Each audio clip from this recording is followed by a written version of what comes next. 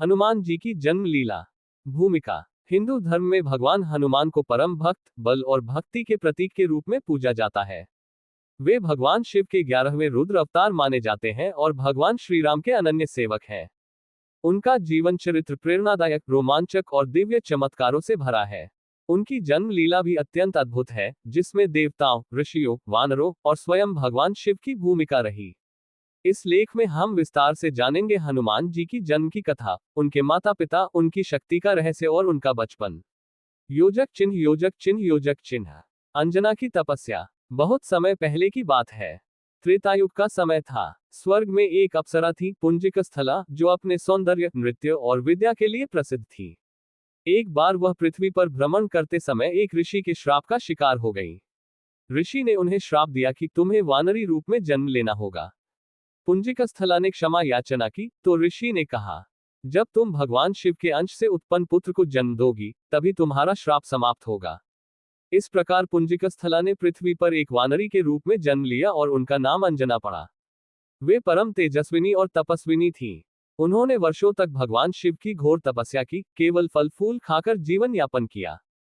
उनका उद्देश्य था भगवान शिव को प्रसन्न कर एक दिव्य संतान प्राप्त करना। योजक चिन्ह, योजक चिन्ह, योजक चिन्ह।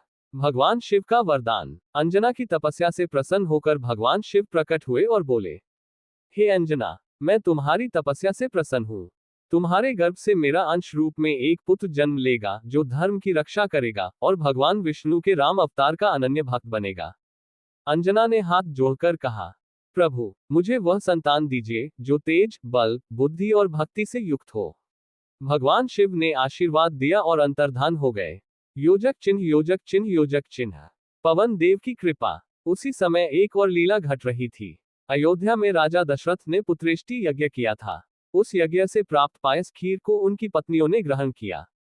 पवन देव, वायु देवता के द्वारा वह पायस का एक अंश अंजना के हाथों तक पहुंचाया गया।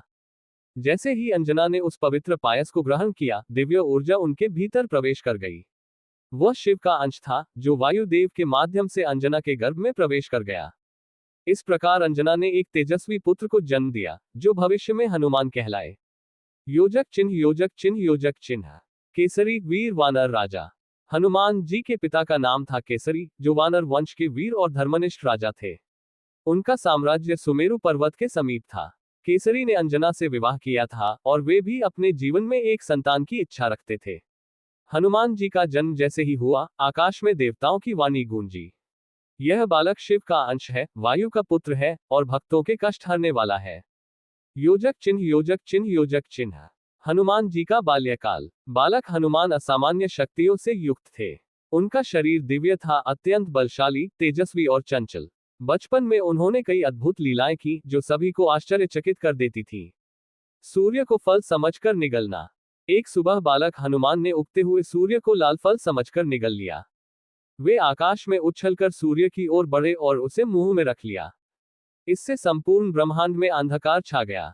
देवता भयभीत हो गए। इंद्रदेव ने वज्र से प्रहार किया, जिससे हनुमान मूर्छित हो गए। ये देखकर वायुदेव अत्यंत क्रोधित हो गए और उन्होंने पृथ्वी से वायु हटा ली। सब जीव जंतु तड़पने लगे। देवता समझ गए कि यह हनुमान कोई साधारण बालक नहीं, बल्कि स्वयं शिव का अंश है। वे वायुदेव से क्षमा मांगने गए और हनुमान को अनेक वरदान दिए। योजक चिन्ह, योजक चिन्ह, योजक चिन्ह। हनुमान जी को मिले देवताओं के वरदान। 1. ब्रह्मा जी, तुम अजेय होगे, किसी भी अस्त्र शस्त्र से तुम्हें कोई हानि नहीं होगी। 2. विष्णु जी, तुम मेरे भक्त राम के अनन्य सेवक बनोगे। 3. शिव जी, तुम्हारा नाम ही संकट से मुक्त करने वाला होगा। 4. इंद्र, तुम्हारा शरीर वज्र से भी कठोर होगा। 5. वरुण देव, तुम जल में डूबोगे नहीं। 6. अग्नि देव, अग्नि तुम्हें जला नहीं पाएगी। 7. सूर्य देव, मैं तुम्हारा गुरु बनूंगा और तुम्हें शास्त्रों की शिक्षा दूंगा। इन वरदानों से हनुमान एक सर्वशक्तिमान देवता बन गए, जिनका नाम ही भय को हरने वाला है। योजक चिन्ह, योजक चिन्ह, योजक चिन्ह। बाल लीलाएं और शिक्षा। हनुमान जी अत्यंत चंचल बालक थे। वे ऋषियों के आश्रम में जाकर उनकी साधना भंग कर देते, कभी शेर बाघों से खेलते, कभी वृक्षों पर चढ़ जाते और हवा में उड़ने लगते। ऋषियों ने उन्हें शाप दिया, तुम अपनी शक्ति को भूल जाओगे, जब तक कोई तुम्हें याद नहीं दिलाएगा। इस शाप के कारण हनुमान जी विनम्र और शालीन हो गए। बाद में रामायण में जामवंत द्वारा उन्हें उनकी शक्ति की याद दिलाई गई। हनुमान जी ने सूर्य देव से वेद, शास्त्र, ज्योतिष और व्याकरण की शिक्षा ली। उन्होंने केवल एक पैर पर खड़े होकर सूर्य से शिक्षा प्राप्त की। सूर्यदेव भी उनके तप और समर्पण से प्रसन्न हुए। राम भक्ति की ओर प्रथम कदम हनुमान जी का जीवन का उद्देश्य था सेवा। वे बचपन से ही धर्म के मार्ग पर चलने वाले, सेवा और परोपकार में रत थे।